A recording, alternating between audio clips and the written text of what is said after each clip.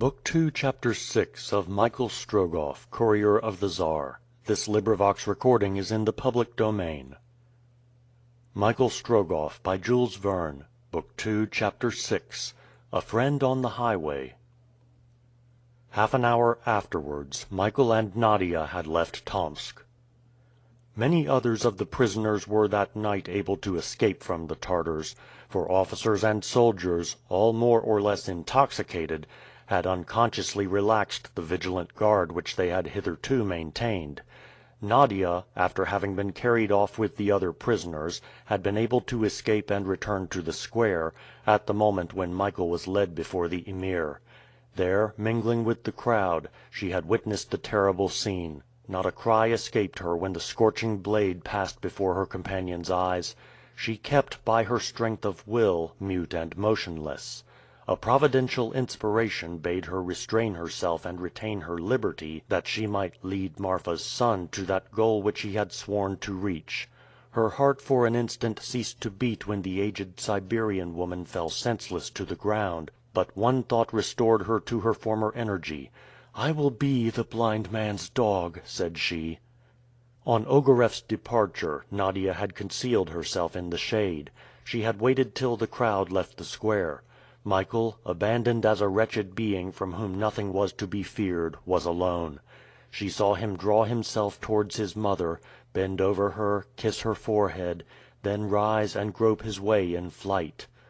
A few instants later she and he, hand in hand, had descended the steep slope, when, after having followed the high banks of the Tom to the furthest extremity of the town, they happily found a breach in the enclosure. The road to Irkutsk was the only one which penetrated towards the east. It could not be mistaken. It was possible that on the morrow, after some hours of carousal, the scouts of the Emir, once more scattering over the steppes, might cut off all communication. It was of the greatest importance therefore to get in advance of them. How could Nadia bear the fatigues of that night, from the 16th to the 17th of August? How could she have found strength for so long a stage? How could her feet, bleeding under that forced march, have carried her thither? It is almost incomprehensible, but it is none the less true that on the next morning, 12 hours after their departure from Tomsk, Michael and she reached the town of Semilowskoe, after a journey of 35 miles. Michael had not uttered a single word. It was not Nadia who held his hand, it was he who held that of his companion during the whole of that night. But, thanks to that trembling little hand which guided him, he had walked at his ordinary pace. Semilowskoe was almost entirely abandoned. The inhabitants had fled. Not more than 2 or 3 houses were still occupied. All that the town contained, useful or precious, had been carried off in wagons. However, Nadia was obliged to make a halt of a few hours. They both required food and rest. The young girl led her companion to the extremity of the town. There they found an empty house, the door wide open. An old rickety wooden bench stood in the middle of the room, near the high stove which is to be found in all Siberian houses. They silently seated themselves. Nadia gazed in her companion's face as she had never before gazed. There was more than gratitude, more than pity, in that look. Could Michael have seen her, he would have read in that sweet, desolate gaze a world of devotion and tenderness. The eyelids of the blind man, made red by the heated blade, fell over half his eyes. The pupils seemed to be singularly enlarged. The rich blue of the iris was darker than formerly. The eyelashes and eyebrows were partly burnt, but in appearance at least, the old penetrating look appeared to have undergone no change. If he could no longer see, if his blindness was complete, it was because the sensibility of the retina and optic nerve was radically destroyed by the fierce heat of the steel. Then Michael stretched out his hands. "Are you there, Nadia?" he asked. "Yes," replied the young girl. "I am close to you, and I will not go away from you, Michael." At his name, pronounced by Nadia for the first time, a thrill passed through Michael's frame. He perceived that his companion knew all, who he was. "Nadia," replied he, "we must separate." "We separate? How so, Michael?" "I must not be an obstacle to your journey. Your father is waiting for you at Irkutsk. You must rejoin your father." "My father would curse me, Michael, were I to abandon you now, after all you have done for me." "Nadia, Nadia," replied Michael, "you should think only of your father." "Michael," replied Nadia, "you have more need of me than my father. Do you mean to give up going to Irkutsk?" "Never!" cried Michael, in a tone which plainly showed that none of his energy was gone. "But you have not the letter." "The letter of which Ivan Ogareff robbed me. Well, I shall manage without it, Nadia. They have treated me as a spy. I will act as a spy. I will go and repeat at Irkutsk all I have seen, all I have heard. I swear it by heaven above. The traitor shall meet me one day face to face, but I must arrive at Irkutsk before him." "And yet you speak of our separating, Michael." "Nadia, they have taken everything from me." "I have some roubles still, and my eyes. I can see for you, Michael, and I will lead you thither, where you could not go alone." "And how shall we go?" "On foot." "And how shall we live?" "By begging." "Let us start, Nadia." "Come, Michael." The two young people no longer kept the names brother and sister. In their common misfortune they felt still closer united. They left the house after an hour's repose. Nadia had procured in the town some morsels of chornakelb, a sort of barley bread, and a little mead called miod in Russia. This had cost her nothing, for she had already begun her plan of begging. The bread and mead had in some degree appeased Michael's hunger and thirst. Nadia gave him the lion's share of this scanty meal. He ate the pieces of bread his companion gave him, drank from the gourd she held to his lips. "Are you eating, Nadia?" he asked several times. "Yes, Michael," invariably replied the young girl, who contented herself with what her companion left. Michael and Nadia quit Semilowskoe, and once more set out on the laborious road to Irkutsk. The girl bore up in a marvelous way against fatigue. Had Michael seen her, perhaps he would not have had the courage to go on. But Nadia never complained, and Michael, hearing no sigh, walked at a speed he was unable to repress. And why? Did he still expect to keep before the Tartars? He was on foot, without money, he was blind, and if Nadia, his only guide, were to be separated from him, he could only lie down by the side of the road and there perish miserably. But if, on the other hand, by energetic perseverance he could reach Krasnoiarsk, all was perhaps not lost, since the governor, to whom he would make himself known, would not hesitate to give him the means of reaching Irkutsk. Michael walked on, speaking little, absorbed in his own thoughts. He held Nadia's hand. The two were in incessant communication. It seemed to them that they had no need of words to exchange their thoughts. From time to time Michael said, "Speak to me, Nadia." "Why should I, Michael? We are thinking together," the young girl would reply, and contrived that her voice should not betray her extreme fatigue. But sometimes, as if her heart had ceased to beat for an instant, her limbs tottered, her steps flagged, her arms fell to her sides, she dropped behind. Michael then stopped, he fixed his eyes on the poor girl, as though he would try to pierce the gloom which surrounded him, his breast heaved, then supporting his companion more than before, he started on afresh. However, amidst these continual miseries, a fortunate circumstance on that day occurred which it appeared likely would considerably ease their fatigue. They had been walking from Semilowskoe for 2 hours when Michael stopped. "Is there no one on the road?" "Not a single soul," replied Nadia. "Do you not hear some noise behind us? If they are Tartars we must hide. Keep a good lookout." "Wait, Michael," replied Nadia, going back a few steps to where the road turned to the right. Michael Strogoff waited alone for a minute, listening attentively. Nadia returned almost immediately and said, "It is a cart. A young man is leading it." "Is he alone?" "Alone." Michael hesitated an instant. Should he hide, or should he, on the contrary, try to find a place in the vehicle, if not for himself, at least for her? For himself, he would be quite content to lay one hand on the cart, to push it if necessary, for his legs showed no sign of failing him, but he felt sure that Nadia, compelled to walk ever since they crossed the Obi, that is for 8 days, must be almost exhausted. He waited. The cart was soon at the corner of the road. It was a very dilapidated vehicle, known in the country as a kibitka, just capable of holding 3 persons. Usually the kibitka is drawn by 3 horses, but this had but one, a beast with long hair and a very long tail. It was of the Mongol breed, known for strength and courage. A young man was leading it, with a dog beside him. Nadia saw at once that the young man was Russian. His face was phlegmatic but pleasant, and at once inspired confidence. He did not appear to be in the slightest hurry. He was not walking fast that he might spare his horse, and, to look at him, it would not have been believed that he was following a road which might at any instant be swarming with Tartars. Nadia, holding Michael by the hand, made way for the vehicle. The kibitka stopped, and the driver smilingly looked at the young girl.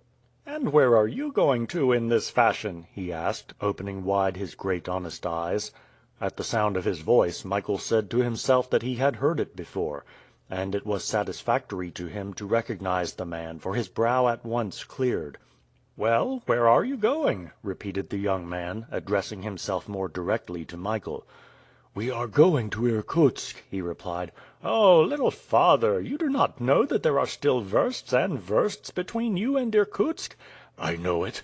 "And you are going on foot?" "On foot." "You, well, but the young lady?" "She is my sister," said Michael, who judged it prudent to give again this name to Nadia.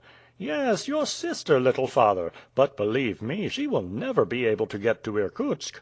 "Friend," returned Michael, approaching him, "the Tartars have robbed us of everything, and I have not a kopeck to offer you; but if you will take my sister with you, I will follow your cart on foot, I will run when necessary, I will not delay you an hour."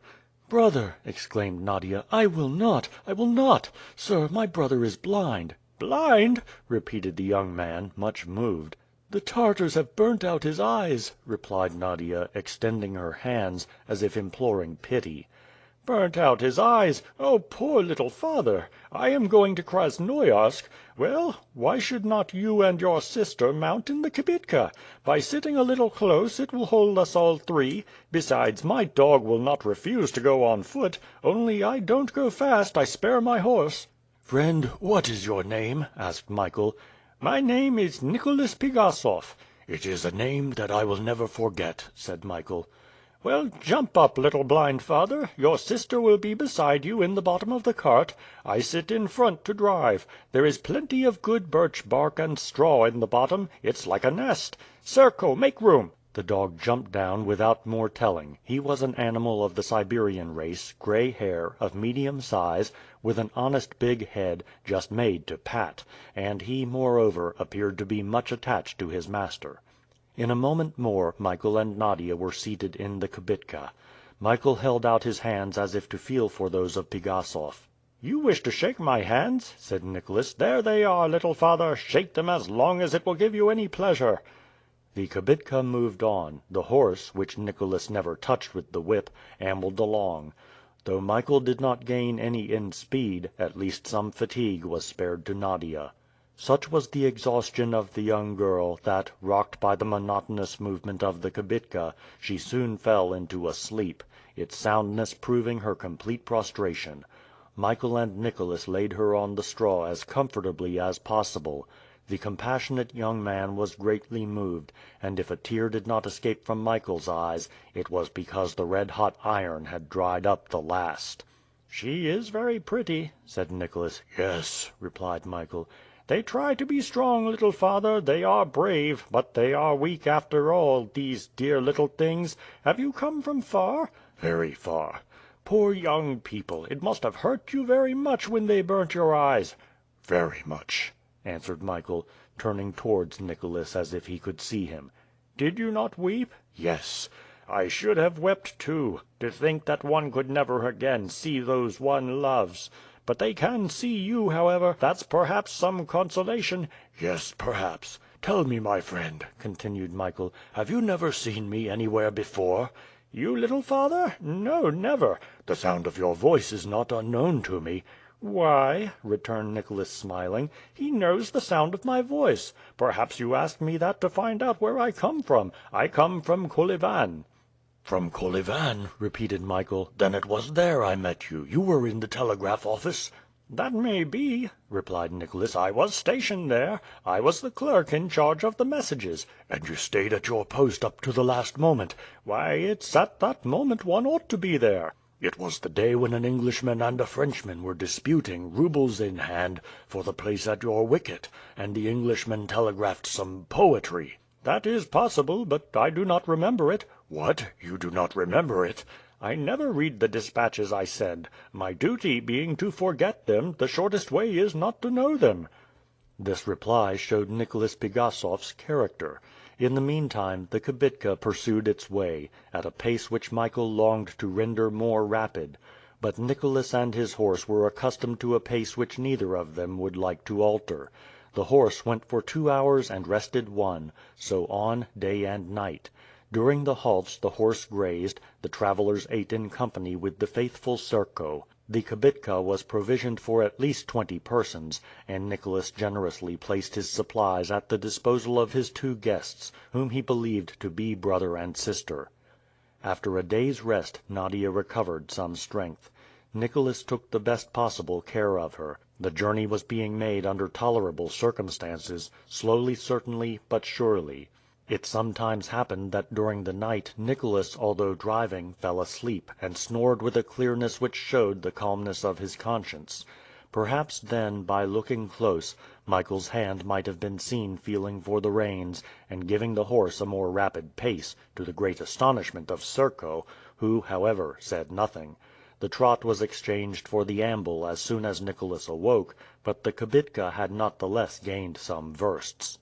Thus they passed the river Ichernsk, the villages of Ichizniko, Berekiliko, Kusko, the river Maurunsk, the village of the same name, Bogostavsko, and lastly the Ichula, a little stream which divides western from eastern Siberia. The road now lay sometimes across wide moors, which extended as far as the eye could reach, sometimes through thick forests of firs, of which they thought they should never get to the end. Everywhere was a desert, the villages were almost entirely abandoned. The peasants had fled beyond the Yenisei, hoping that this wide river would perhaps stop the Tartars. On the 22nd of August the kibitka entered the town of Atchinsk, 250 miles from Tomsk. 80 miles still lay between them and Krasnoyarsk. No incident had marked the journey. For the 6 days during which they had been together, Nicholas, Michael, and Nadia had remained the same, the one in his unchangeable calm, the other two uneasy, and thinking of the time when their companion would leave them. Michael saw the country through which they traveled with the eyes of Nicholas and the young girl. In turns they each described to him the scenes they passed. He knew whether he was in a forest or on a plain, whether a hut was on the steppe, or whether any Siberian was in sight. Nicholas was never silent, he loved to talk, and from his peculiar way of viewing things, his friends were amused by his conversation. One day, Michael asked him what sort of weather it was. "Fine enough, little father," he answered, "but soon we shall feel the first winter frosts. Perhaps the Tartars will go into winter quarters during the bad season." Michael Strogoff shook his head with a doubtful air. "You do not think so, little father?" resumed Nicholas. "You think they will march on to Irkutsk?" "I fear so," replied Michael. "Yes, you are right. They have with them a bad man, who will not let them loiter on the way. You have heard speak of Ivan Ogareff?"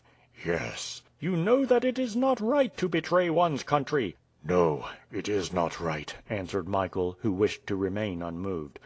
"Little father," continued Nicholas, "it seems to me that you are not half indignant enough when Ivan Ogareff is spoken of. Your Russian heart ought to leap when his name is uttered." "Believe me, my friend, I hate him more than you can ever hate him," said Michael. "It is not possible," replied Nicholas. "No, it is not possible. When I think of Ivan Ogareff, of the harm which he is doing to our sacred Russia, I get into such a rage that if I could get hold of him—" "If you could get hold of him, friend?" "I think I should kill him." "And I am sure of it," returned Michael quickly. End of Book 2, Chapter 6.